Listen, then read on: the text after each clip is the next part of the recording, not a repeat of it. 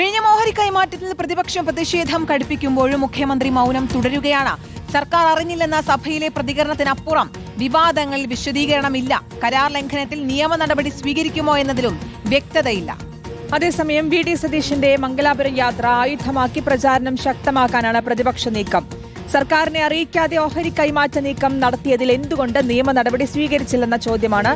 തുറമുഖ വകുപ്പ് സെക്രട്ടറിയായിരുന്ന രത്തൻ ഖേൽക്കർ മുഖ്യമന്ത്രിയുടെ സെക്രട്ടറി ആയതിന് പിന്നിലും ദുരൂഹതയുണ്ടെന്നാണ് സംശയം. റഹീസ് റഷീദുണ്ട് വിശദാംശങ്ങൾ നൽകാൻ. Good morning Rahees. എന്തുകൊണ്ടാണ് ഈ മൗനം എന്നുള്ളത് തന്നെയാണ് ചോദ്യം.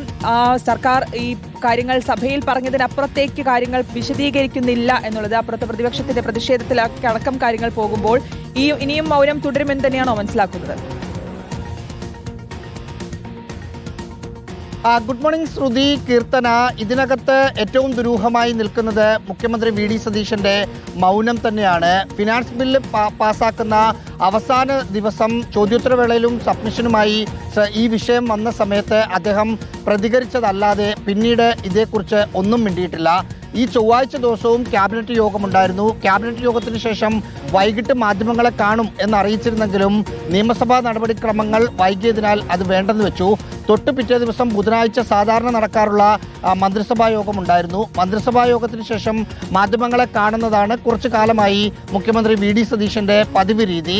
അന്ന് പക്ഷേ അദ്ദേഹം മാധ്യമങ്ങളെ കണ്ടില്ല. അത് കഴിഞ്ഞ് ഇതുവരെ മാധ്യമപ്രവർത്തകർക്ക് ഇത് സംബന്ധിച്ച പ്രതികരണം നൽകാൻ മുഖ്യമന്ത്രി തയ്യാറായിട്ടില്ല. ഇത് തന്നെ പ്രതിപക്ഷം ആയുധമാക്കി മാറ്റുകയുമാണ്.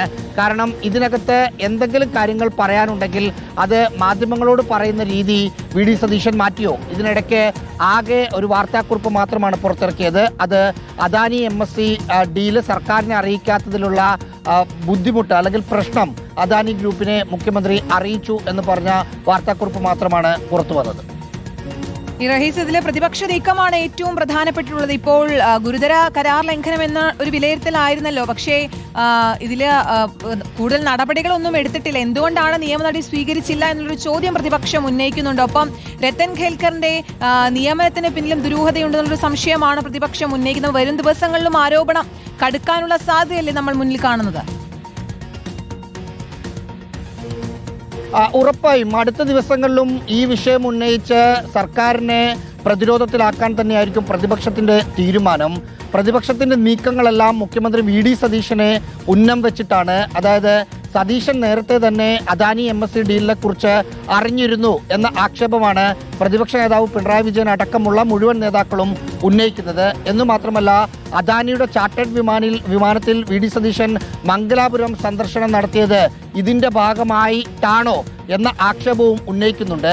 ഇപ്പോൾ കരാർ സർക്കാരും അദാനിയും തമ്മിലുള്ള കരാർ അനുസരിച്ച് 25% മുകളിൽ ഓഹരി വിൽക്കണമെങ്കിൽ സംസ്ഥാന സർക്കാരിന്റെ മുൻകൂട്ടി അനുമതി വേണം. അങ്ങനെ ഒരു അനുമതി ഇല്ലാതെ ധാരണ MSCയുമായി അദാനി ഇതിനകം തന്നെ ഉണ്ടാക്കിയിട്ടുണ്ട്. ഈ പ്രശ്നം തന്നെ ചൂണ്ടിക്കാട്ടി അദാനിക്കെതിരെ നിയമപരമായ നീക്കങ്ങൾ നടത്താൻ സംസ്ഥാന സർക്കാരിനാകും. എന്തുകൊണ്ട് അങ്ങനെ ഒരു നീക്കത്തിലേക്ക് സർക്കാർ ആലോചിക്കുന്നു പോലും ഇല്ല എന്ന ചോദ്യം പ്രതിപക്ഷ നേതാവ് പിണറായി വിജയൻ ഇന്നലെ ചോദിച്ചിരുന്നു. അതായത് ഇത് കൃത്യമായി ഇദ്ദേഹത്തിന് അറിയാം എന്നതാണ് അതുകൊണ്ട് ലക്ഷ്യം വെക്കുന്നത്. എന്നു മാത്രമല്ല, മുൻപ് തുറമുഖ വകുപ്പ് സെക്രട്ടറി ആയിരുന്ന രത്തൻ ഖേൽക്കറെ ഇത്തവണ മുഖ്യമന്ത്രിയുടെ സെക്രട്ടറി ആക്കിയത് ഈ നീക്കത്തിന്റെ ഭാഗമാണോ എന്ന സംശയം മുൻ തുറമുഖ വകുപ്പ് മന്ത്രി V.N. വാസവൻ അടക്കമുള്ളവർ ഉന്നയിക്കുന്നുമുണ്ട്. തീർച്ചയായിട്ടും വി.ഡി. സതീശന്റെ മംഗലാപുരം യാത്രയടക്കം ഉയർത്തിപ്പിടിച്ചുകൊണ്ടുള്ള പ്രതിഷേധത്തിലേക്കാണ് പ്രതിപക്ഷം നീങ്ങുന്നത്. പക്ഷെ അപ്പോഴും മുഖ്യമന്ത്രി മൗനം പാലിക്കുന്നതിൽ ദുരൂഹത എന്നുള്ളതാണ് പ്രതിപക്ഷം ആരോപിക്കുന്നത്.